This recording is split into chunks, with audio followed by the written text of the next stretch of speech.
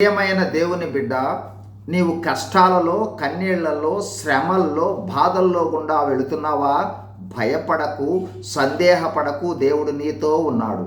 మనము వెళ్ళు పరిస్థితులను చక్కదిద్దటానికే, మనకు మేలుకరంగా ఉండుటకే అవి మన జీవితంలోనికి దేవుడు అనుమతిస్తాడు. మొదటిదిగా మనము మన పాప, చెడ్డ దుష్క్రియల వల్ల కష్టాల్లోకి, శ్రమలలోనికి వెళ్ళామా? దేవునిని తెలుసుకొనక మన ఇష్టానుసారమైన లోకంలో జీవించటం వలన వెళ్ళామా? అయితే గమనించండి, మన శ్రమలు, బాధలు, కన్నీళ్లు, కష్టాలు, వేదనలు అన్నీ మనలను పశ్చాత్తాపమునకు గురి చేయుట ద్వారా దేవునిని తెలుసుకొనుటకు వచ్చాయని గుర్తించండి. చేసిన తప్పులను గుర్తించు, దేవుణ్ణి ఆశ్రయించు, యేసు ప్రభువును విశ్వసించు, సరిచేసుకో. కోల్పోయిన వాటికన్నా ఎక్కువ ఇస్తాడు.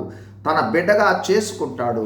నిన్ను ఆత్మ సంబంధిగా, దేవుని సంబంధిగా మార్చుట కొరకే అవి వచ్చాయి.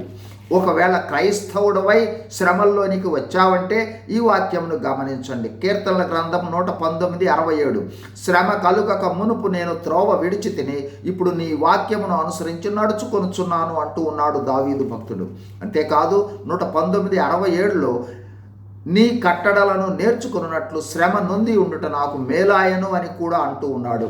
అలాగే మనము దేవుని త్రోవ తప్పిపోయామేమో, ఆయన కట్టడలను మరచామేమో గ్రహించి సరిచేసుకొనుటకు దేవుడు శ్రమలను అనుమతించాడని గుర్తించు. సరిచేసుకొని మేలు పొందుదాం. అంతేకాదు హెబ్రీ 5:8లో ఆయన అంటే యేసు ప్రభువు కుమారుడై ఉండి తాను పొందిన శ్రమల చేత విధేయతను నేర్చుకొనెను అని చూస్తాం. అనగా మనకు తగ్గింపును, విధేయతను, సాత్వికమును, దీన మనస్సును నేర్పేందుకు శ్రమలు దేవుడు అనుమతించాడేమో.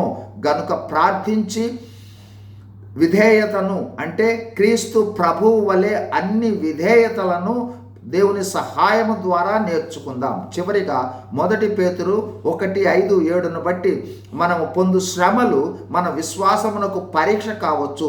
విశ్వాసమునకు పరీక్ష అయితే దేవుణ్ణి ప్రార్థించి దేవుని సహాయము ద్వారా పరీక్ష నెగ్గి రాకడలో, నిత్యత్వములో మహిమ పొందుటకు, స్వాస్థ్యం పొందుటకు దేవుడు అనుమతిస్తున్నాడని గుర్తించాలి. కావున మనము మన శ్రమలను బట్టి దేవునిని ఘనపరిచి దేవుని సహాయము పొందుకొని శ్రమలను అధిగమిస్తూ దేవుని ప్రణాళికలో జీవించి దేవుని స్వాస్థ్యం పొందినట్లు దేవుడు మనందరినీ దీవించునుగాక. Amen. Praise the lord. God bless you.